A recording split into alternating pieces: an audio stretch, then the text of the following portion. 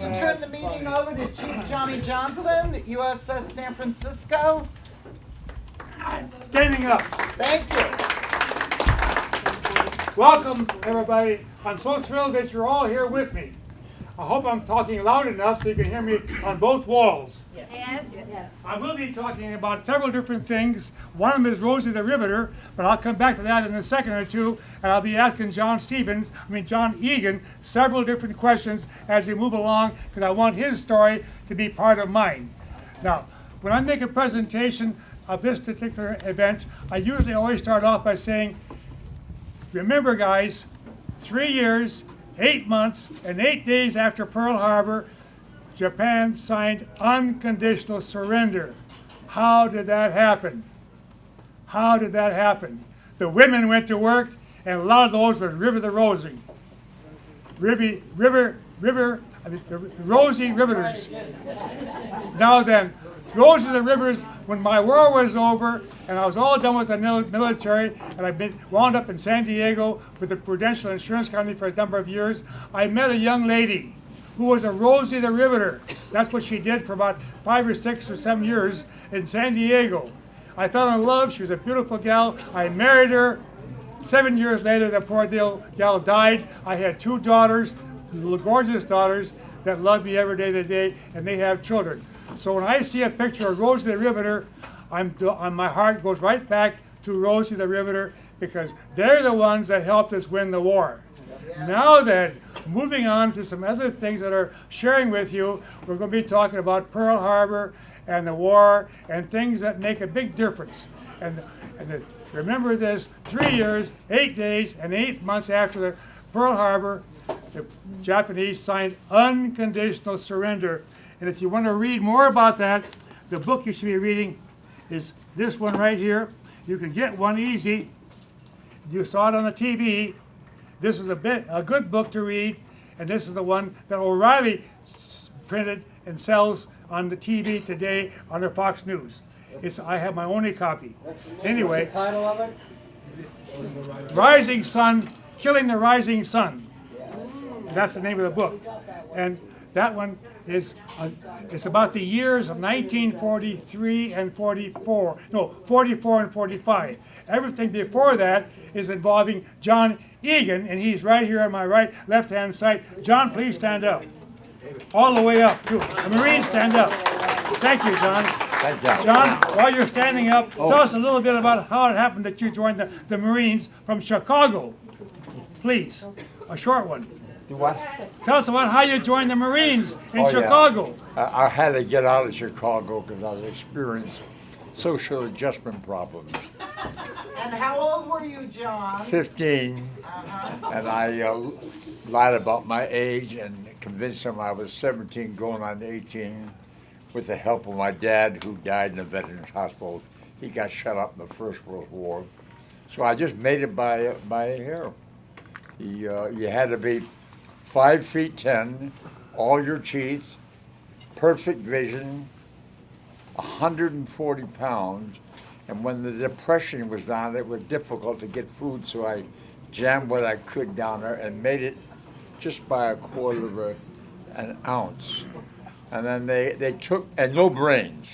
In those days, they didn't want anybody in the Corps with brains because they were invading islands and countries all over the world.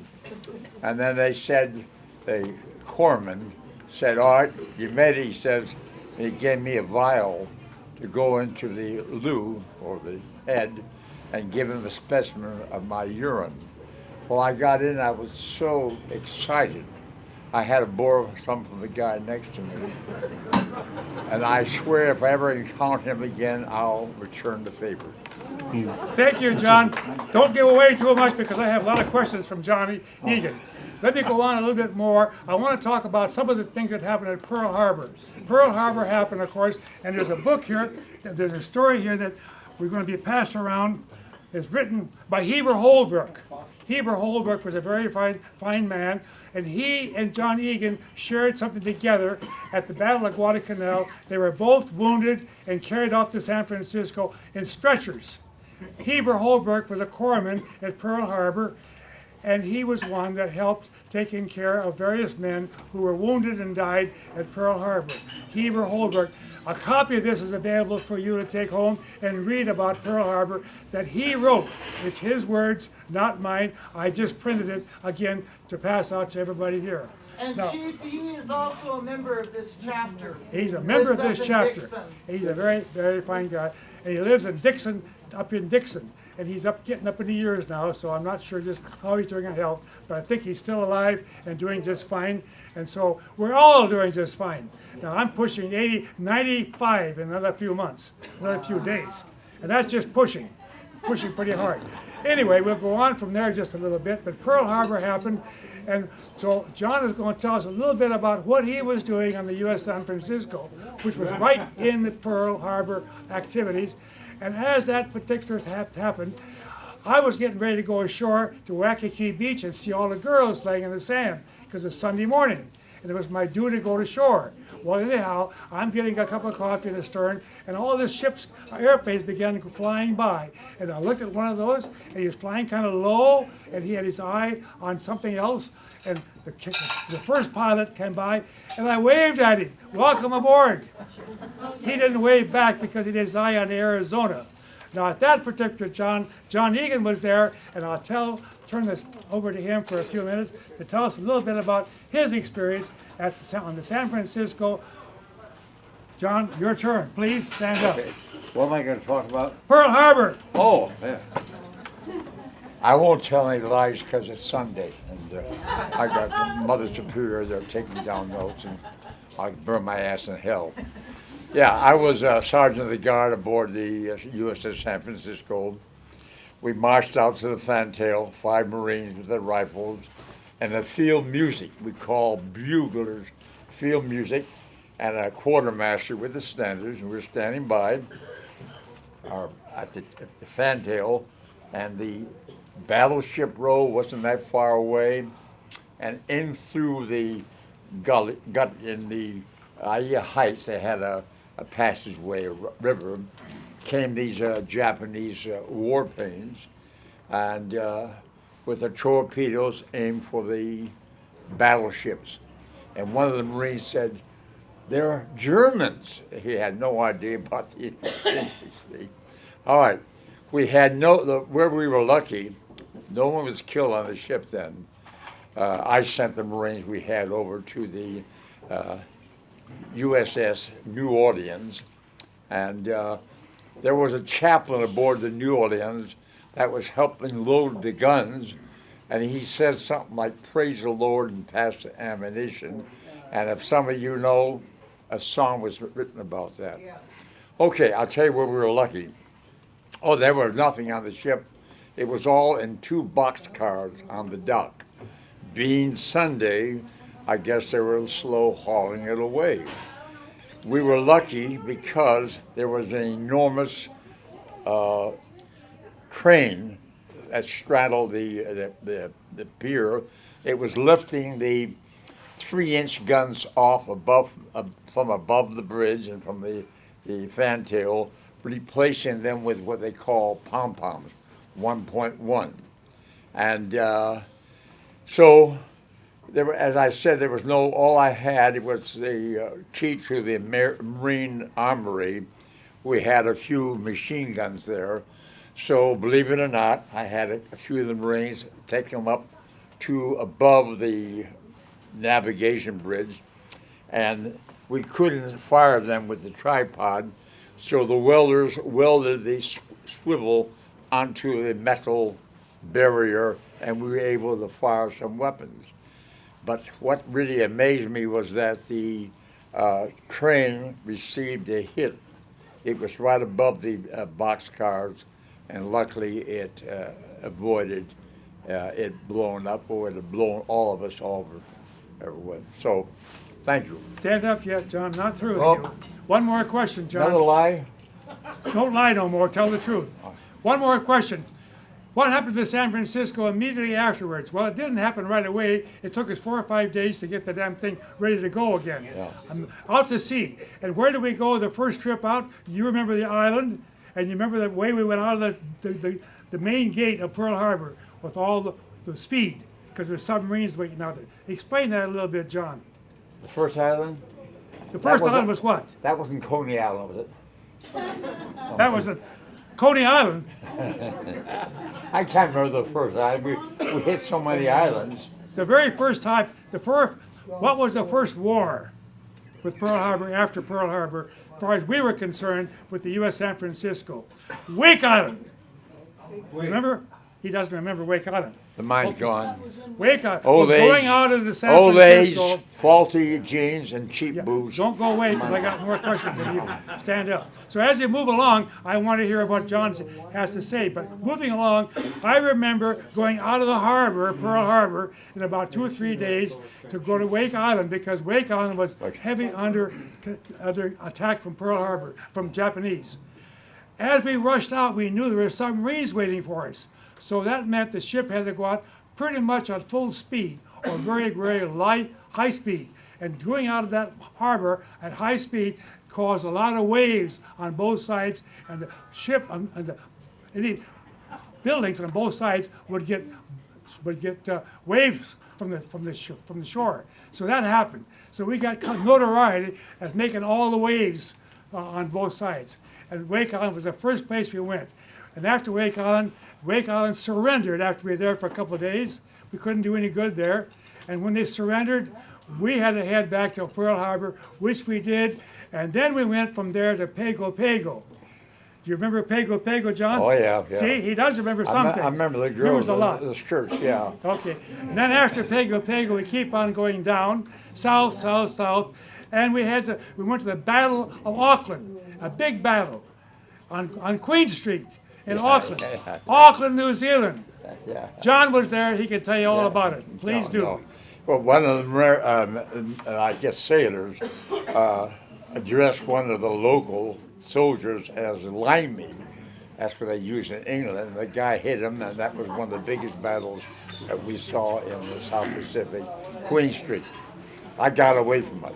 I got away from it, yeah.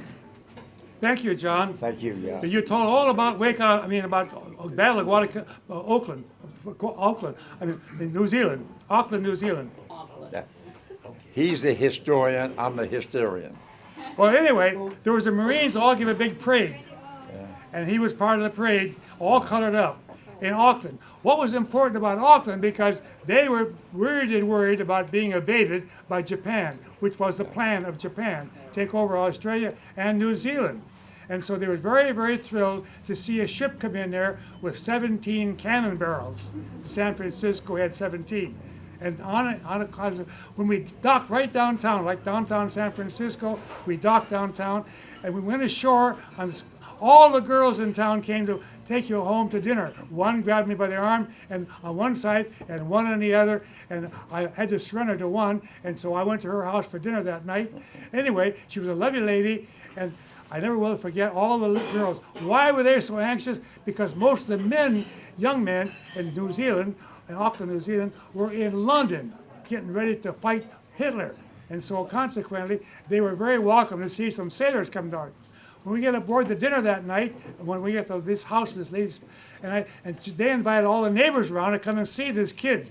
And they looked at me and I looked at them, and I'm sure they were going through their mind, what in the world can this young kid do to fight the war? And I shook my head, and they shook their head, and finally I walked up and took a bus and went back home. Anyway, that's my story of Auckland, New Zealand. It was an interesting story. I'm going to say a quick thing about it. He had the toughest job on the USS San Francisco because he had to feed over 1,000 sailors. Wow. And it wasn't like it was in peacetime where you nip in and get a lot of goodies. We were at sea for a long period of time, and he had to get by with what he had. But I was able to avoid some of his food because I was sergeant of the guard, and I had a billy club and a pistol. And when we were at sometimes, there would be waves coming over under the turrets with flying fish. So I'd take my billy club and kill the flying fish and take him down to the captain's quarters where he had his own kitchen and his own chef. So they would give me the scrapes off a captain's plate and I'd give them they love flying fish. They were from somewhere in the South Pacific. So I ate good despite his cooking. We had John, don't sit down, we're not done yet. So that fish again. I want to ask John another question. So John, when that was all going on, you were doing what with the machine guns? You were the commander of a group of machine guns on the bow, right? Yeah. Okay, that's what his job was. Mine was, I became part of the supply department, and I wound up in being part of the food department. Where did he get the food from, and how did he good? 23,000 meals a week. I wrote the menu, and helped organize the cooking. Now that was just one job. Now the other job I had, because I had the keys to all the storerooms for the food was in it, I became part of the damage control department. So if you got a bullet someplace and the ship is sinking, you got to go out and plug the holes. So anyway, I'm part of the damage control. Then when that was going down, when that wasn't what I'm doing, then I'm also part of the medical department. So if somebody's laying around because they're wounded, I might be there to help them. Now I'm going to tell you some more stories about that later on. John, you're so egotistical to stand up all the time and help me. Oh, thank you very kindly. We're going to go back a little bit to Pearl Harbor, to the Battle of Guadalcanal. And this one here is going to start off by getting you a little idea. So you're going to get one of these one here. I'll tell you what it's all about in a little bit. If you see this black one, you're going to get one from be passed out. And this one is also in the USS San Francisco at the Land's End, where we have a memorial event every year.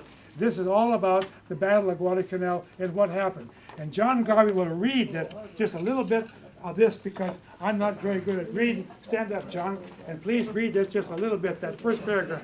How many survivors do we have in the room that were at Guadalcanal? Do we have any? I know my father was. She's sitting there, dear. Don, My you father were at was. Guadalcanal? Okay, Oh, yeah. okay. This is the story. Okay, Chief Johnny, I'm John Garvey. I've been working with the USS San Francisco for about 15 years, and I'm honored you made me an honorary member. And I've been to a few of your Pearl Harbor survivor events when you met in Alameda at the Elks Club, They still do. and I believe over at the golf course by Heather Farms. Yeah, that was chapter 13 in Walnut Creek, yeah.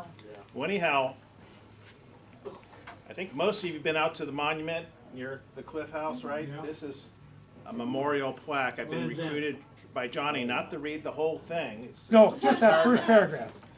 So before I read the first paragraph, on May, the end of the last Sunday in May, we're going to have our annual service out there.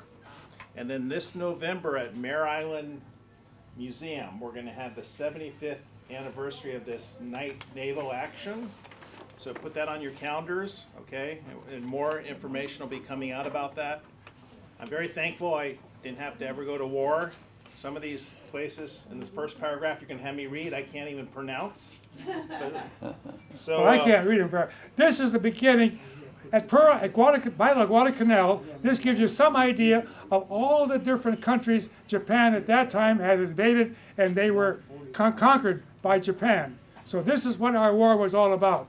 And it started, Guadalcanal was a very, very important part of the war at that time, November 13, 1942.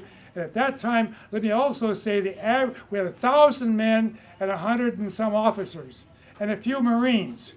The average age of everybody aboard the ship was 19. And I was 19 at the time, so I was just an average kid. Please read the name of Okay. all those countries. by July 1942, Japan's military juggernaut had invaded and occupied Korea, Manchuria, China, Hong Kong, Burma, Vietnam, Cambodia, Laos, Malaysia, Indonesia, Singapore, Borneo, New Guinea, Rabaul, Truk, the Philippines, Aleutians, Martians, Carolinas, and the Solomons, which includes Tuliga, is that right? Yes. Savo and Guadalcanal Island, a steamy, tropical, malaria-infested jungle.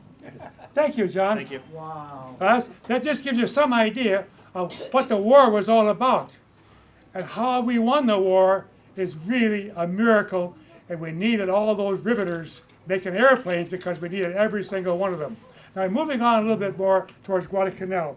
The Battle of Guadalcanal was one of the most historical battles because this was the first time that cruisers like us would be fighting against a battleship, 2 of them. Now, there's 13 American ships and 14 Japanese and 3 cargoes, not cargoes, troop ships coming along to land on Guadalcanal. They were prepared to land 20,000 men, 20,000 soldiers. And to give you a little idea, the Marines on Guadalcanal at that time, we were all fighting together. The Marines, the Navy, the submarines, anybody who could fight the enemy was to protect the island of Guadalcanal, because on the island of Guadalcanal was the airfield, Henderson Airfield. Henderson Airfield. Henderson Airfield was there because Japanese needed that desperately in order to be able to invade Australia. That would be Sydney.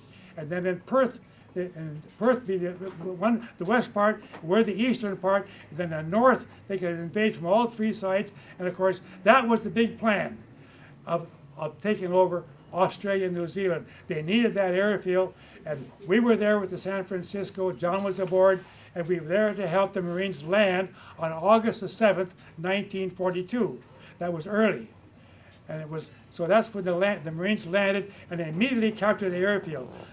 And they named it Henderson Field. Now, why in the world would they name it Henderson Field? There's a little story on that one. So let's go back to Pearl Harbor and tell you a little bit about that, share that story with you. When the Japanese were landing around Wake Island, and to take it over, Wake Island, and then from the aircraft carriers that Halsey was taken out of Pearl Harbor, the Marines were landing, some of the pilots were landing on Wake Island. And all of a sudden, Wake Island surrendered to the Japanese. That meant all the Marines and anybody aboard there at the Wake Island went aboard troop ships, cargo ships, back to Japan as slaves. Now then, being Marines and being Navy and being Americans, they did a lot of griping when they got aboard this ship because it was too crowded, food wasn't very good, and so Japanese wasn't too happy with all that bitching going on. So constantly, one day they said, okay guys, all come up on the deck and take a look at the show. We're going to have a little talk. So when they got on the decks, all the men down below were up and looking around, and they took one man and brought him down here and said, here, bend over. Chopped off his head, threw the head in the sleeve, body on the other side. Grabbed another one, make him sit down, and on his hands and knees, and chopped his head off. Now he says, you guys better go back in bed and behave. The second man was a pilot named Henderson from the Marine Corps. And he was the one the reason that the Marines on Guadalcanal named that Henderson Field in honor of that particular Marine, who was a pilot off of the aircraft carrier, the Hornet.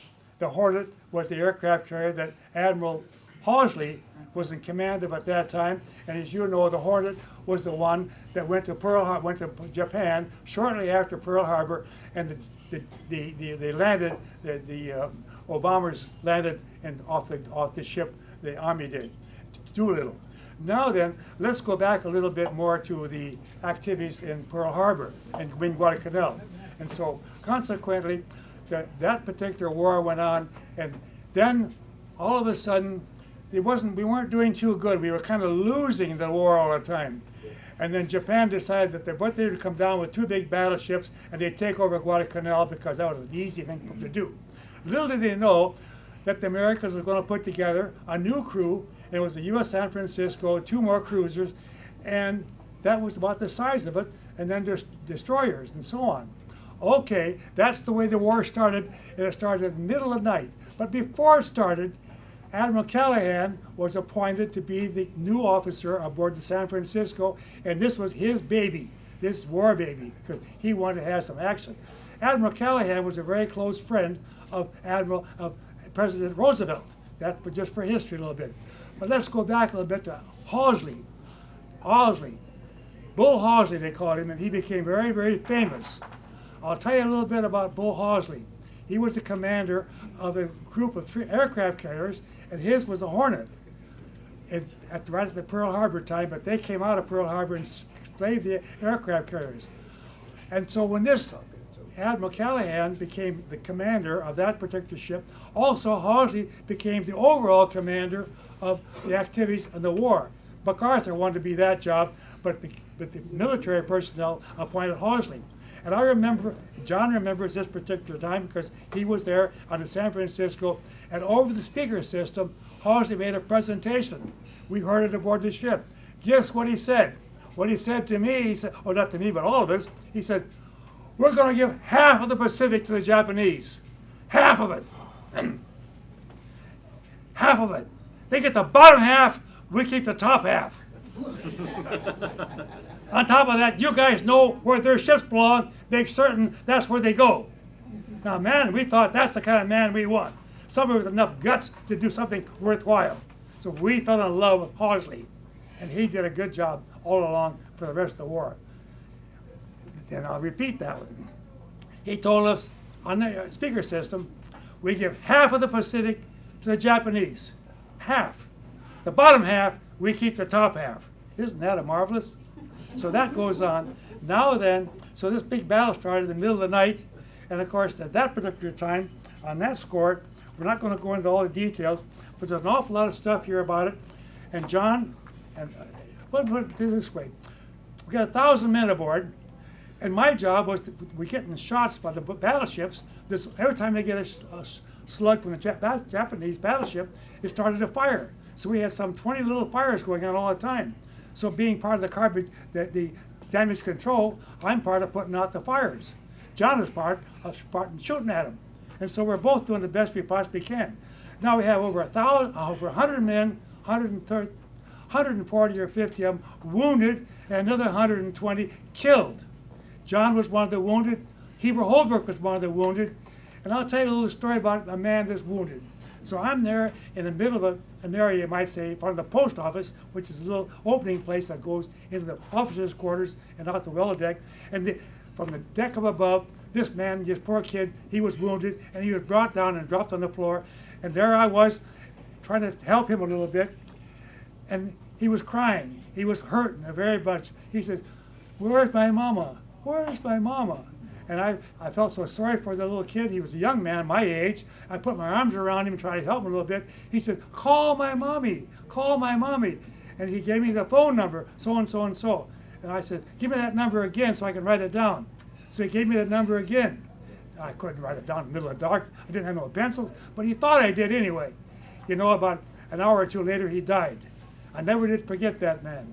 But all those men that died aboard that ship in the middle of the night, with a pitch black night, to fight the war. And the interesting part of it is, we won that battle. The Japanese did, because they had two battleships, and one, the San Francisco, by luck, threw in one of our big 8-inches into their stern, and as a result, they couldn't steer the doggone battleship. All it did was go in circles.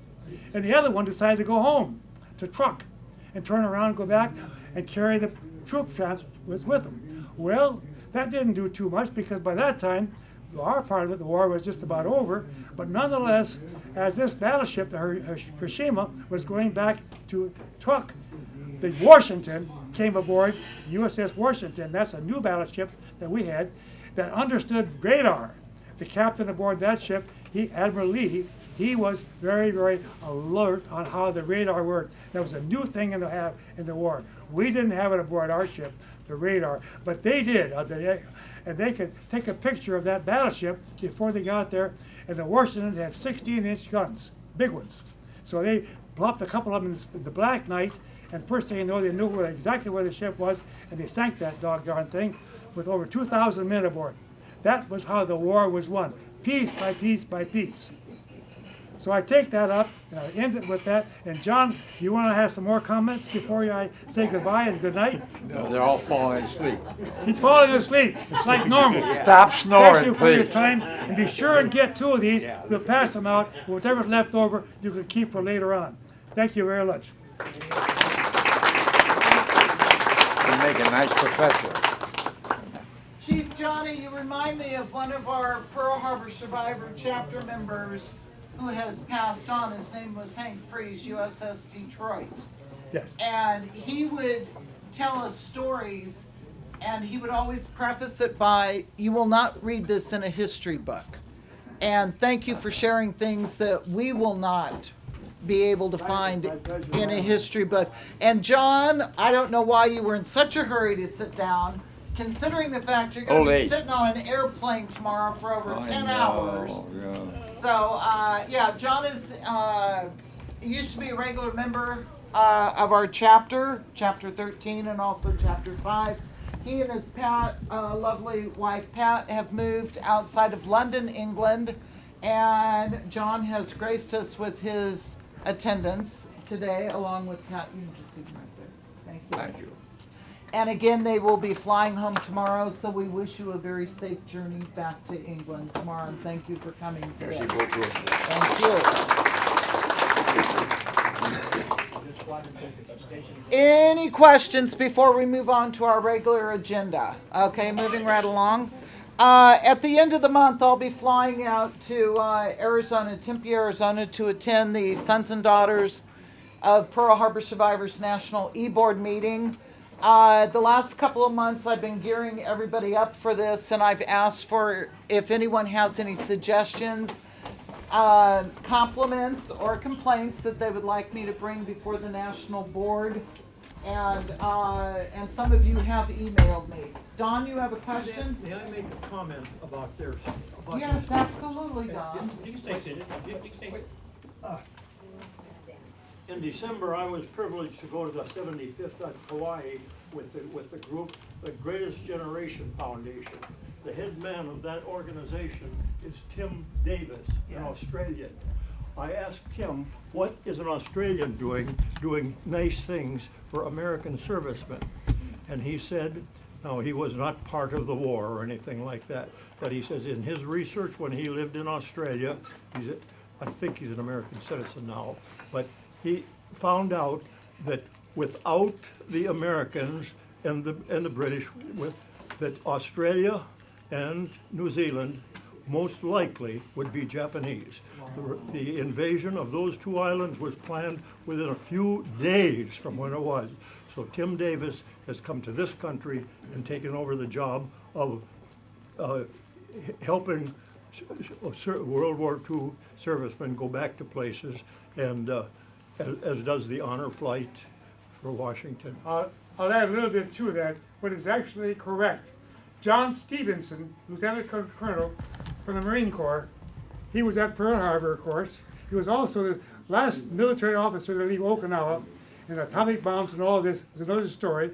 On the other hand, he talked about going to Australia, and he said, when you get to Australia, they will welcome you with open arms. Welcome with open arms. All the Australians do.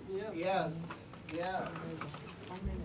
Just on a side note, my father, when I was growing up, didn't really talk about Pearl Harbor, didn't tell us the atrocities that he went through, and a lot of you guys went through. But later on, when he would finally come to Pearl with us, he was like a walking almanac. But he started out at Pearl aboard the USS California. About 3 or 4 days after Pearl, after receiving some wounds and all that, decided to get the hell out of Pearl. Where does he go? Guadalcanal on the USS Chicago, which came back as Swiss cheese. After the Guadalcanal, he survived that. Where did he go?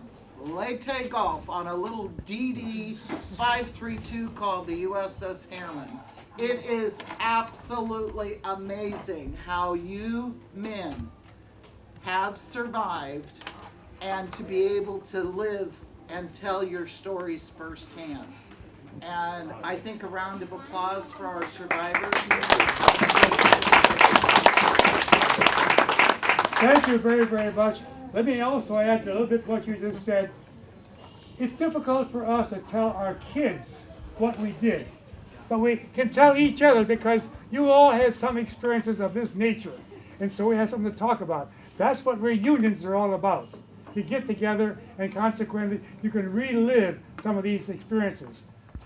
Thank you. Chapter 2 Alameda used to always host the Northern California Joint Chapters meeting there at the Elks Club. And I can remember when Eileen and I first joined Sons and Daughters, oh my God, there'd be like 400 Pearl Harbor survivors in attendance. We were down in the basement in the huge ballroom and all that. And the common denominator was these men, all being Pearl Harbor survivors, again, would never tell their children what the atrocities that they went through during the war. You put 400 Pearl Harbor survivors in a room, and let me tell you, my ship, the USS Pennsylvania, we were the one that won the war. The USS Solace, the hospital ship, we got off more shots at the beginning of World War II than anybody else. It was because they were in a safe environment, number one. Number two, everybody knew what you were talking about because they were there, either aboard the San Francisco or over at Ford Island, or the Pincy, or the Detroit, Chicago, the California. They all knew. It was common ground. I didn't know the story of my father until I joined going up to Monte Diablo for the beacon lighting many years. And I was probably 18 or 19 when I started going, and I went, oh my God. They didn't talk about it. And was it to protect us? That I don't know. Or maybe we didn't understand what they went through. I don't know. Yes, John. 1 minute, please. I go to these these cemeteries, one in Washington D.C. and they opened one Arlington. out here. And Yeah. I used to take school kids, and I worked in Europe to Normandy and so forth. I think about the people on the ship. 107 were thrown over the side. We call it shark meat. That included the admiral, 2 captains, and so forth, you know. And when I go to the cemeteries, I think the ones that were, I was at a reunion with Johnny years ago in Seattle. There were a couple sailors there, ex-sailors, and they says, hey, jarhead, they call it jarheads. We call them swabbies. You owe us a couple of drinks. I said, what in the hell for? We saved your butt. I said, what do you mean? I was thrown down below and be thrown over the side with 107, and they detected a little movement. So they brought me to the hangar deck because the sick bay was completely wiped out with all the corpsmen, doctors, and so forth. And that really was the luckiest. That's what they call luck of the Irish. Yes. That's why I'm still here today. Thank you for your time. Guardian angels on overtime.